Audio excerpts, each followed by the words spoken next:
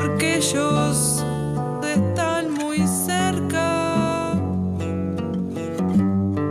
y él siempre lejos de ella. Mas cuando está cantando Sofía Lena, nos dicen allí. ¿Es hija de Rubén Lena? Hija de Rubén Lena. Tenemos el contacto con Tacuarembó. Los oyentes recordarán, hace pocas semanas hablamos de los 80 años del Instituto de Formación Docente de Tacuarembó, tercer instituto fundado en el país después de Montevideo y Paysandú, con una historia interesantísima que le decimos al entrevistado desde ya, que generó mucho interés por estos lares y que en la conversación no era un formalismo decir queremos seguir conversando, queremos saber más de la historia de la educación, cosa que el propio entrevistado, que es un maestro, mayúscula, al que le dicen Cerito, y todo el mundo lo conoce por Cerito, digo para los que rezongaron y dijeron, ¿cómo le vas a decir Cerito? Si es un maestro destacado. Bueno, César Escayola es el maestro de Tacuarembó. Cerito, buen día y gracias desde ya por estar en contacto nuevamente. Buenos días, Ángeles, un placer. Desde el centro norte del país, es una mañana muy fría y nublada y con una cerrazón, como decimos por el costado. Y compartir estos minutos. Estaba escuchando que la música de fondo era del maestro Rubén Lena, ¿verdad? La hija de él cantando, yo no conocía que ella cantaba. Sí, ella cantaba, sí. Te cuento esto como anécdota. Sí. En el año 1963, cuando ingresé al magisterio, hubo en 33, en el mes de octubre, una reunión de FEMLI, que la sigla de FEMLI era Federación de Estudiantes Magisteriales Libres del Interior. En 33 había un instituto normal, privado, y nosotros fuimos invitados porque recién habíamos sido oficializados. Te imaginas que yo tenía, cuando fui 16 años, 15 años, voy a cumplir 16, con un amigo, fuimos en tren a 33, de Tacuarembó a Montevideo, de Montevideo a 33, y en el instituto, ahí lo conocía el maestro Rubén Lena, y a un dúo que comenzaba sus primeras armas, que eran los olimareños, con lo cual después establecimos una amistad y hay muchas anécdotas para contar. Claro, bueno, claro. Pero ahí me dejaste con una duda. ¿Por qué vinieron primero a Montevideo antes de ir a 33? Porque no había forma de ir de Tacuarembó a 33. Y nos habían regalado los pasajes.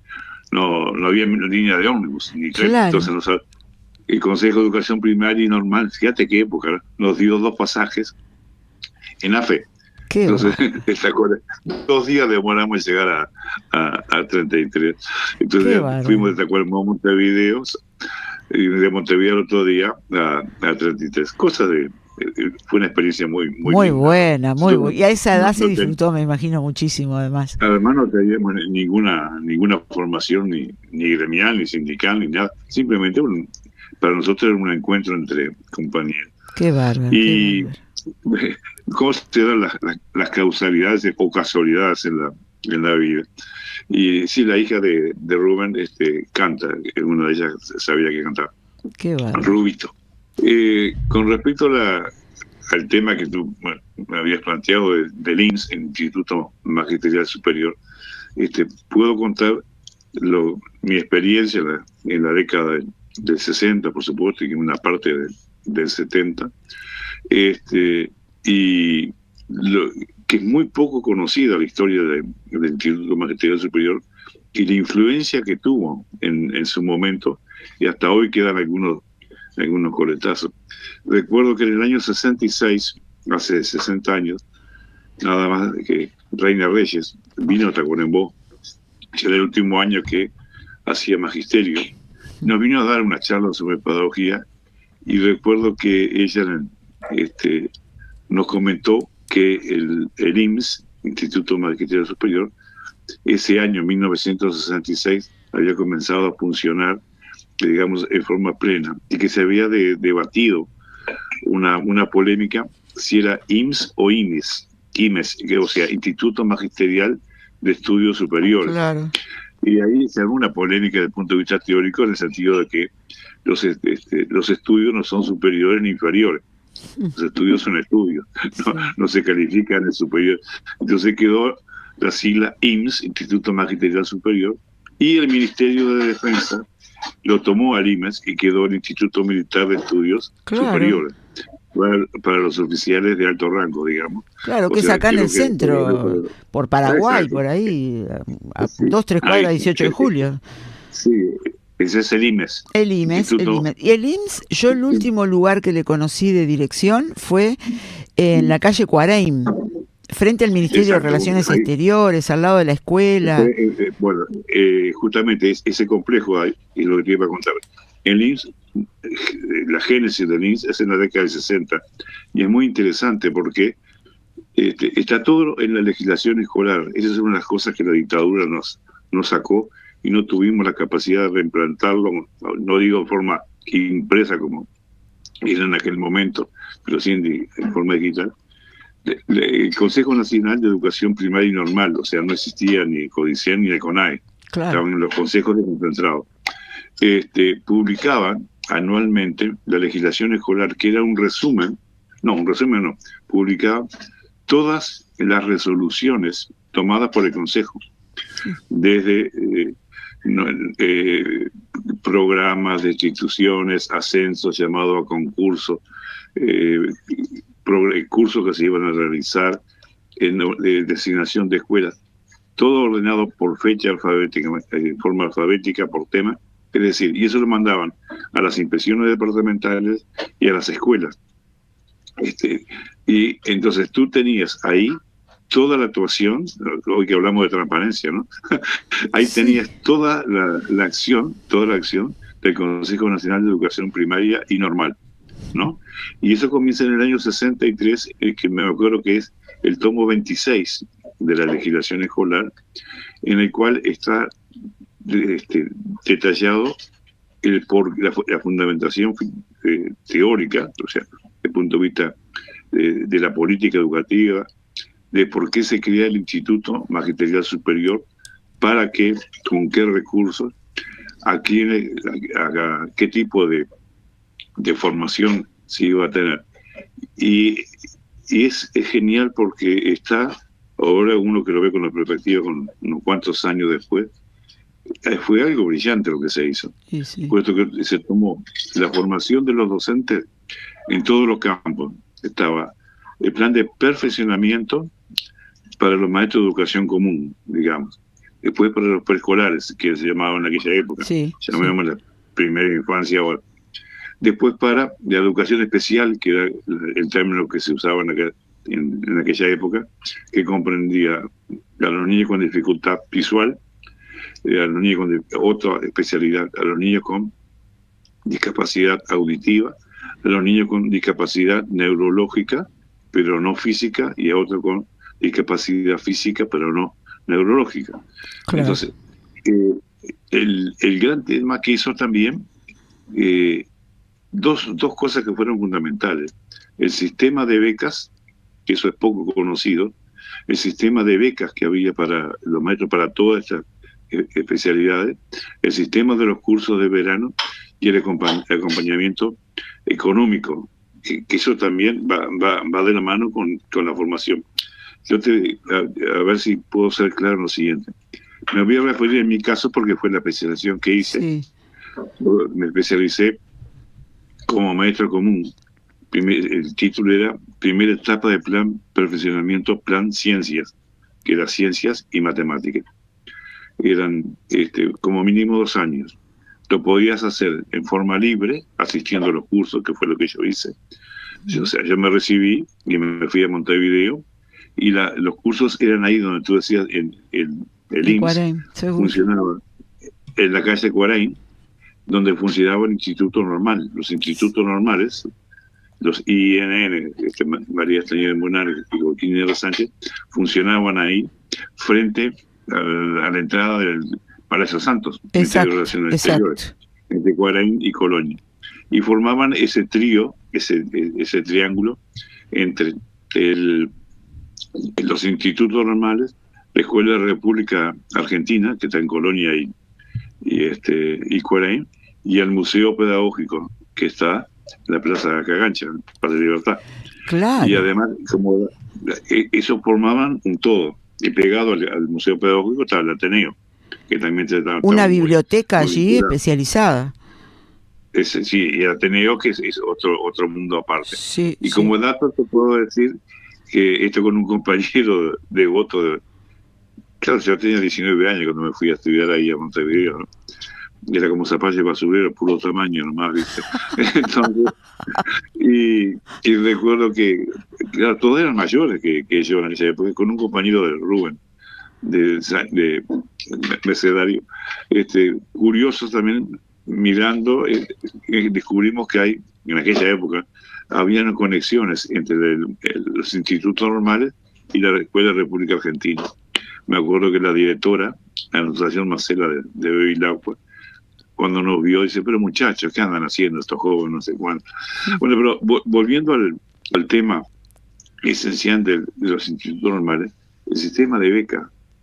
Tú sabes que todos los años se becaban 2 maestros por departamento durante 2 años para asistir a los cursos regulares.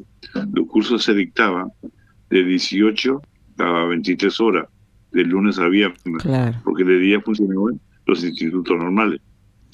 Fíjate una cosa, que además para ser becado se requería como condición ser maestro efectivo, tener una antigüedad no menor a 4 y una calificación no inferior a 9 en una escala de 10.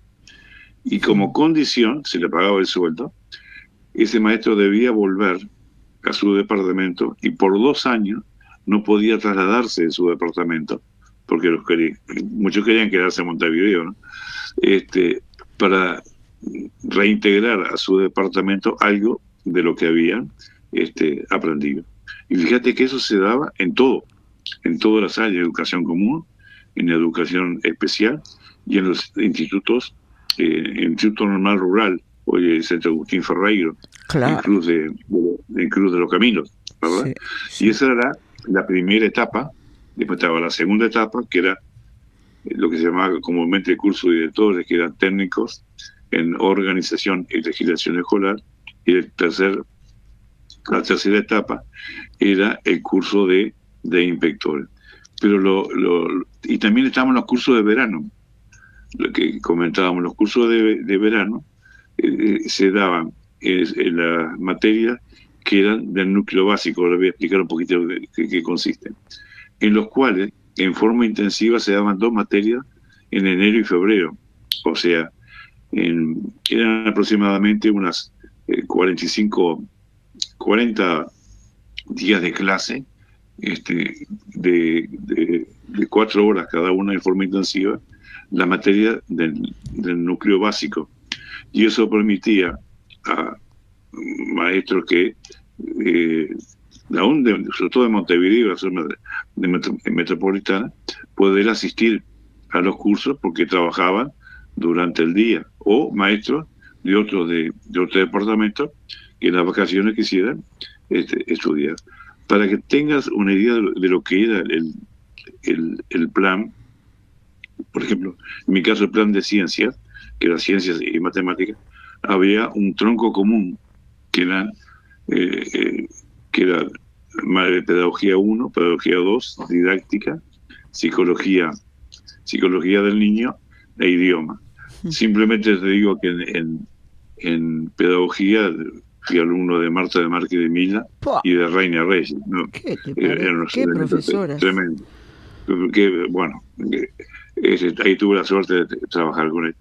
Y también en matemáticas, en la parte específica de ciencia, matemática 1, matemática 2, biología, botánica y zoología. En botánica, uno de los, para mí, mejores docentes, el profesor Julio César Lagomarcino, Rafael Grasso en biología, Josefina Araya en matemática, fue de las primeras maestras egresadas del IPLAN en matemática.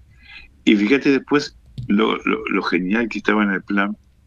Como yo había elegido el plan ciencias, matemáticas, tenía que elegir 2 materias complementarias de las otras especialidades que eran letras y sociales. Entonces elegí geografía humana y económica. Me acuerdo el profesor era Edmundo Viña Laborde, que fue un profesor que publicó libros de geografía en la década de 60. Y elegí historia nacional y americana con el profesor José de Torres Wilson, que fue el que me cambió la forma de entender la historia. Y después dos cosas que te van a llamar la atención. Primero, la vinculación que había con la FUN, con la Federación Uruguaya del Magisterio, sí, que todavía no estaba habilitada la casona, como le digo yo, que yo la conocí desde el principio en la calle Maldonado. sí. Y entonces en la FUN funcionaba donde estaba el Consejo de Educación Primaria y Normal, por la calle Soriano. Sí. Le habían dado una pieza, digamos, entrando a la mano izquierda. Ahí me acuerdo que estaba la sede, digamos, de la Federación Uruguaya del Magisterio, de la FUN. Y la FUN había hecho un convenio, mirá qué época, un convenio, un comodato con la Intendencia Departamental, que en aquel momento era del Partido Colorado, estoy hablando de la década de 60. Y la Intendencia le dio a la FUN la casona de los Castros, la caballeriza de los Castros, en el Prado, en Mellán y Frente al Castro. instituto. Frente a los institutos normales, que ahora es un liceo. Y entonces, en esa caballeriza, ¿qué pasaba? Se acomodó y ahí se les daba alojamientos a los maestros que venían del interior, o sea, del interior, no me gusta usar la palabra interior, Sí, a los maestros de otros departamentos, para que se pudieran alojar y tuvieran alojamiento gratis, ¿no? O sea, de los que eran becados, o hacer cursos. Y me acuerdo que había un matrimonio que era que cuidaba, digamos, eran como caseros, digamos, de la caballeriza, y se hacían una vaca, digamos, y se hacía comida comunitaria entre todos para abaratar la olla, porque no había servicio comedor. Bueno, y también en esa caballeriza funcionaba el ISER, también el ISER, Instituto Cooperativo de Educación Rural, con el maestro Grillo, que fue increíble toda la recopilación que hizo sobre las misiones sociopedagógicas, lo de la mina, lo de Sol, Miguel Soler. Él tenía la joya de él en ese momento, te vas a reír, era un mimeógrafo eléctrico, que era increíble, porque además ahí se imprimían todos los trabajos para poder estudiar, se imprimía y se repartía a precio de costo, o sea, se cobraba lo que salía la tinta o lo que salía, digamos, los papeles, ¿no? Actividad súper importante en aquella época, súper importante. Sí. Pero además, y después la otra pata, digamos, de por qué la gran influencia del IMSS es los cursos con todas estas facilidades, pero eso iba acompañado con una parte económica que se habla muy poco. Yo siempre digo que en esos años del 60 fueron el único coletazo que yo conozco, por lo menos lo que he leído, en que los docentes estuvieron normalmente pagos. Para que tengas una idea, estaban las escuelas de práctica. Sí. Entonces, en la escuela de práctica, la dirección era de segundo grado, y estaban los cargos de segundo grado, de maestros de segundo grado y primer grado. Los de primer grado era de primero a cuarto, los de segundo grado, quinto y sexto. Por ser escuela, fíjate lo siguiente, mirá, qué interesante cómo estaba pensado en aquel momento, ¿no? Por ser escuela de práctica, te pagaban un 20% más del sueldo. Y por tener la especialización, te pagaban un 10% más. Pero para estar en escuela de práctica, habían ciertos requisitos. Tenías que tener 4 años de efectividad, tener el curso del IMSS, ¿no? Y una calificación inferior a 9. O sea, por ejemplo, me recibí, hice el curso del IMSS, y bueno, me casé y fui con Mirta, mi señora, tuvimos 4 años en Achara, un pueblito de Granbo, para cumplir los 4 años de efectividad, para poder recién venida de una escuela de práctica. Y lo otro que no se sabe, o sea que se cobraba un 30% más por estar en una escuela de práctica. Mira. Las famosas, y después viene el gran tema, o el multiempleo, que es un gran tema que tienen los docentes. La acumulación de horas en la actividad pública, estoy hablando, en la actividad pública. Un maestro podía acumular solamente 2/3 de una unidad docente. Una unidad docente son 20 horas. Entonces, podía acumular en secundaria o en UTU 12 horas. No podía acumular más. No se podía acumular, viste como hay ahora 20, 40, ¿Acumulan tanto, sí, ahora? Sí, se acumula. Yo me retiré, se acumulaba hasta 60 horas. Qué brutal. Ahora han trancado entre docencia directa e indirecta, sin contar la privada, ¿no? La privada exactamente. ¿Y en esa época cuántas horas dijiste? 12 horas era lo máximo. Era lo máximo que podías acumular. Qué impresionante. En la actividad pública. ¿Y qué pasa? Esas 12 horas era menos de lo que te pagaban como compensación por trabajar en una escuela de práctica con los cursos del IMSS. Entonces, te dedicabas realmente para lo que te habías dedicado.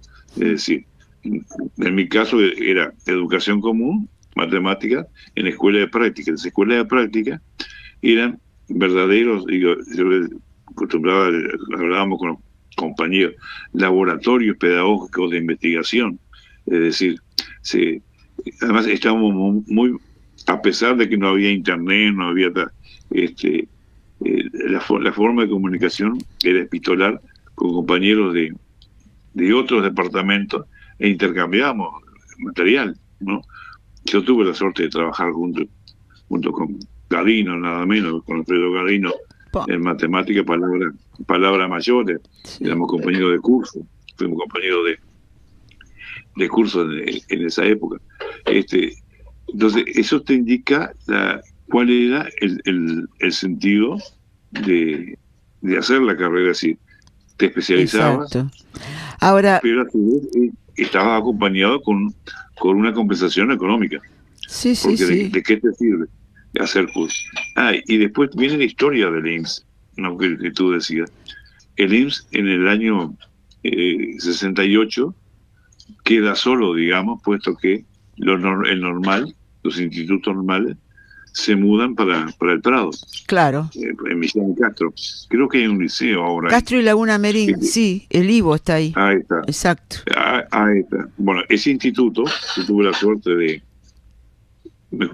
trabajé ahí como ayudante de laboratorio. Yo me acuerdo que ayudante de laboratorio fue hecho expresamente como instituto y era algo sensacional.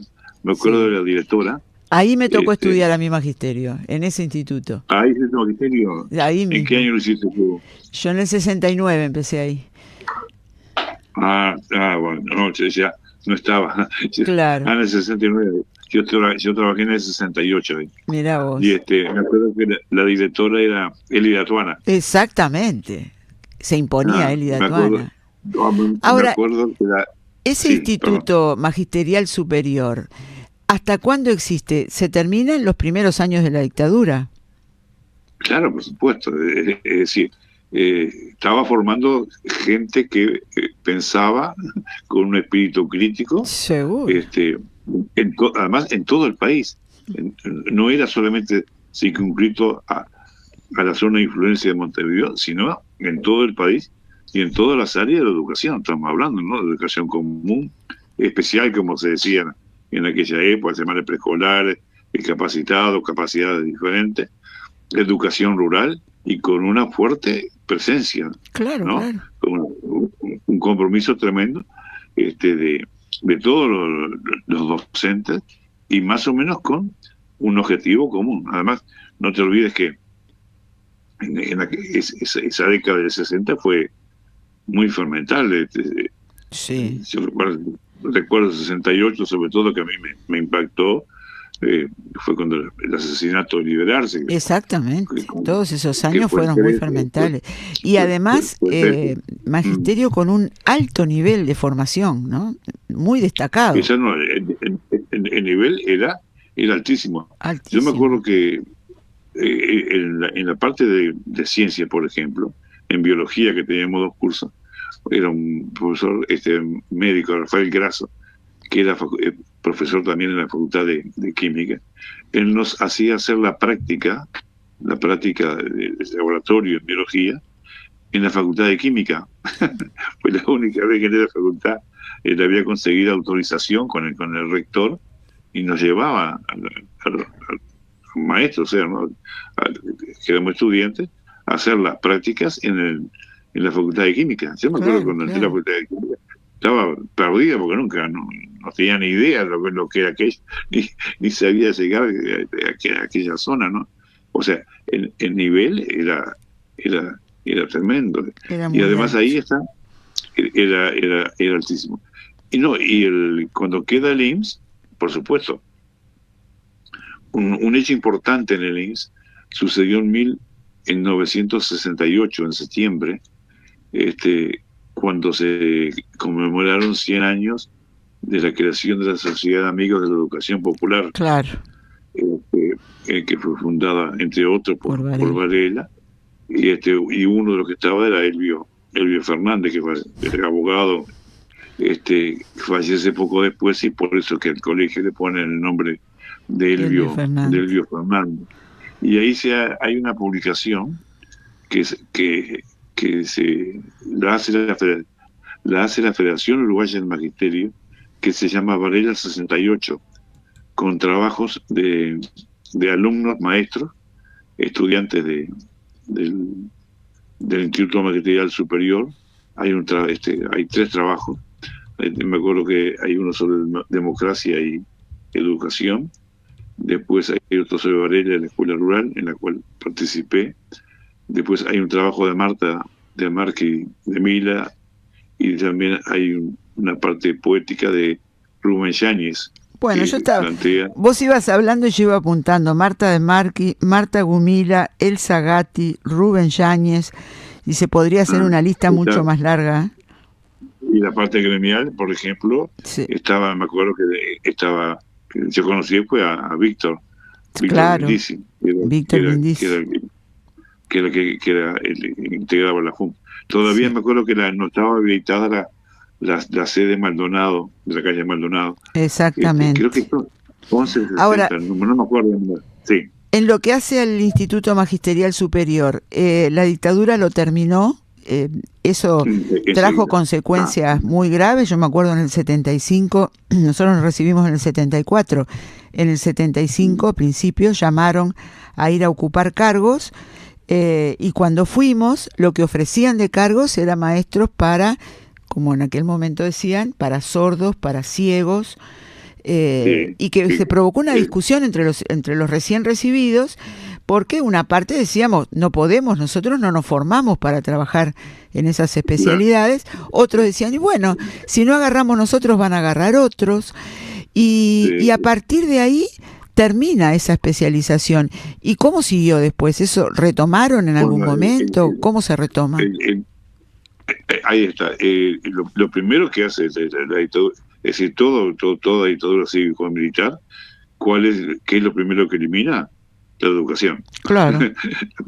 Porque eso es mucho más peligroso que las armas.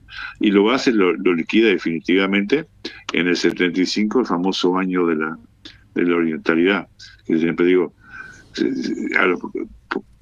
no digo, sobre todo la gente que nació después, que nos hacían escribir todos los años, año de la orientalidad. La orientalidad. Sexcentenario de los hechos de 1825. Y me acuerdo que la discusión que se había armado entre los militares era que quería decir la palabra sexcentenario. Y cerraron el IMSS. Por supuesto, cerraron el IMSS. Y además, todos los cargos, los maestros quedaron graduados. Se eliminaron las efectividades. Ja, O sea que los muchos que estaban, ese término graduado, siempre digo, hay que recordar la historia para no volver a cometer los mismos errores sí, y aprender de esos errores. Los graduados quedaron efectivos en los cargos. Y claro. después, de nada, lo que tú decías, muy, muy bien, toda la- todos los cursos que habías hecho, eso carecían de valor Ja, para ellos. Además, todos los cargos, desde director hacia arriba, eran cargos políticos, cargos, sí, sí. nombramientos directos. Nosotros, Ahora, eso no se recuperó más, no volvió nunca más el no, magisterial superior, no, no, el IMSS lo cerraron y nunca más nunca más abrió. se abrió.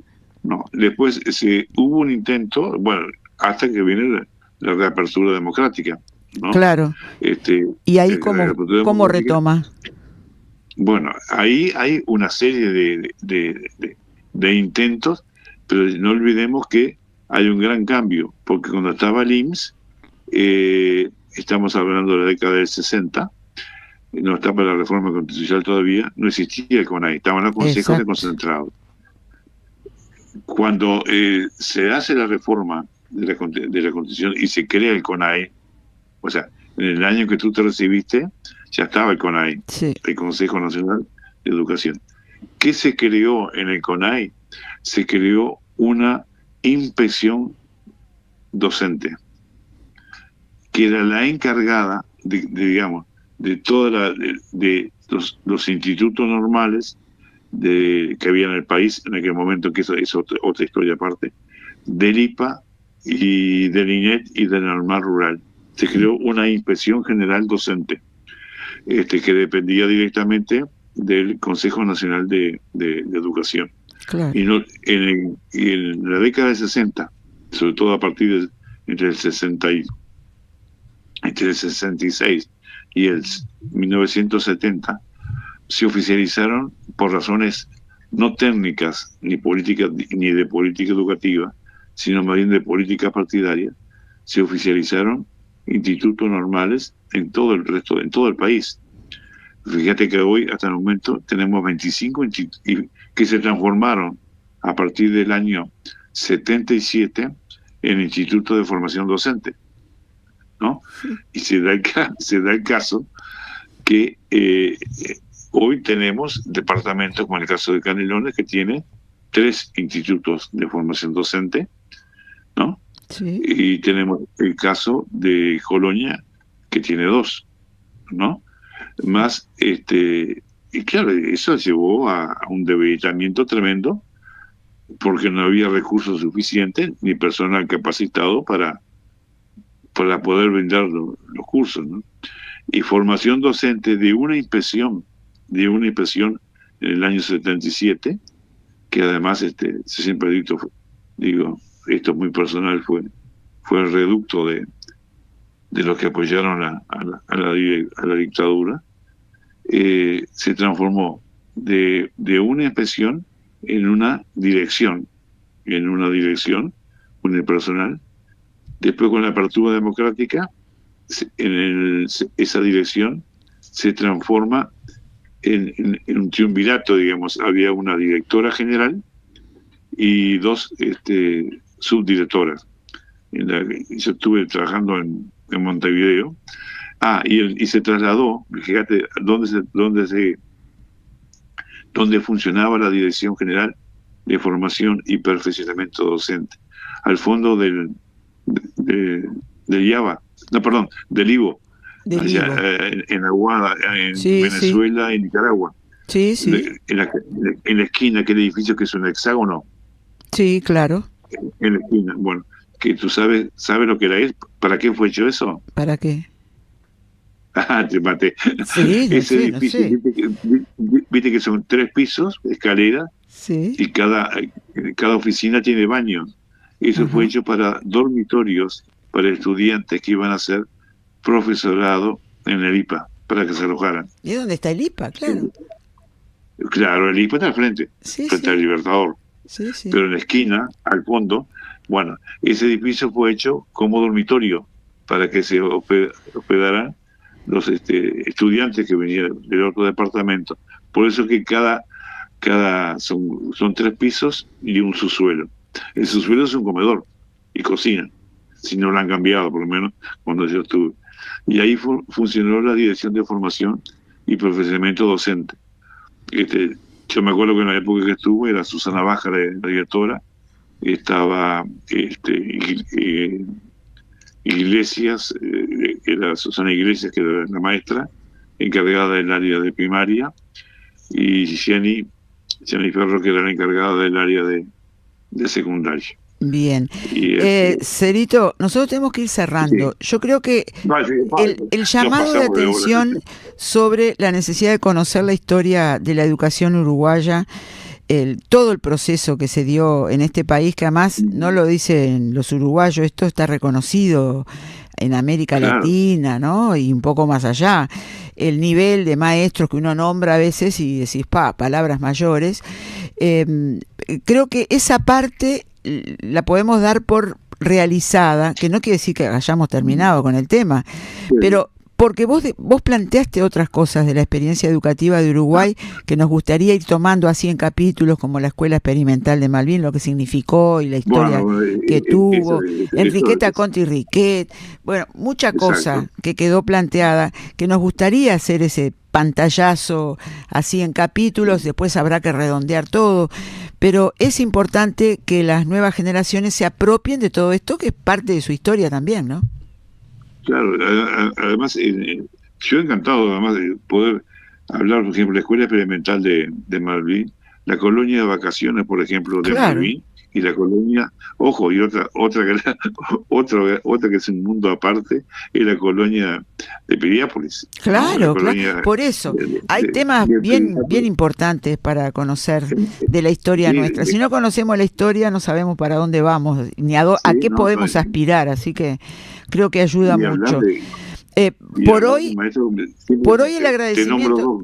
¿Vos podés creer que se comunica desde La Habana un oyente, que nosotros lo tenemos como que es del Chuy, pero se ve que está allá, y dice, muy cierto el aporte del compañero, en el 75, yo tenía 15 años, todos los días debíamos iniciar nuestra tarea en secundaria con Año de la Orientalidad, que era una exaltación al fascismo, dice él.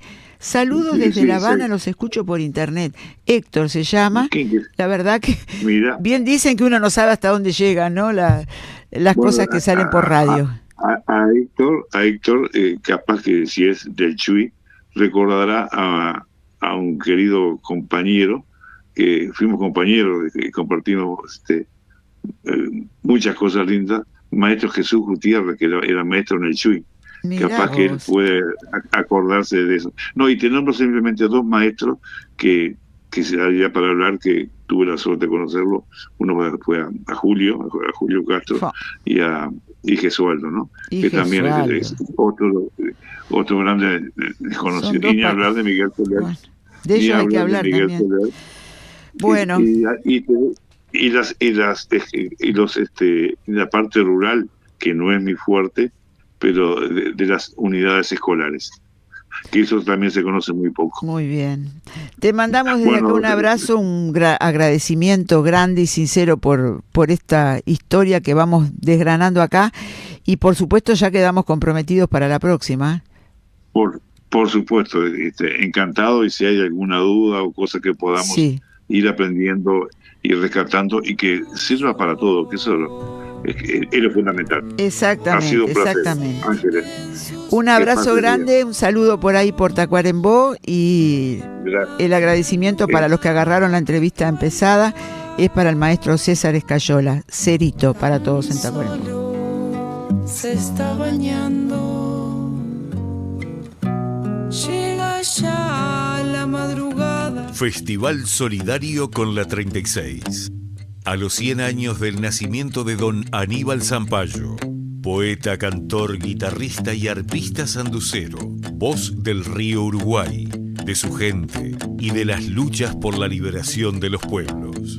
Militante, preso político y exiliado. Memoria viva de nuestra tierra. Pasa mi río, caminito de cristal. Actuarán Rubén Olivera, Desde Paysandú, Los Zampalleros, Murga Cayó la Cabra, María Elena Melo, Laura Chinelli, Tina de Irrinzi, Javier Alves y Francisco Pancho da Rosa. Otro del agua. Viernes 7 de agosto a las 18 horas. Sindicato de Conaprole. Suárez y Agraciada. Bono colaboración 300 pesos. Localidades limitadas. Adquirilo ya en Radio Centenario. Porque así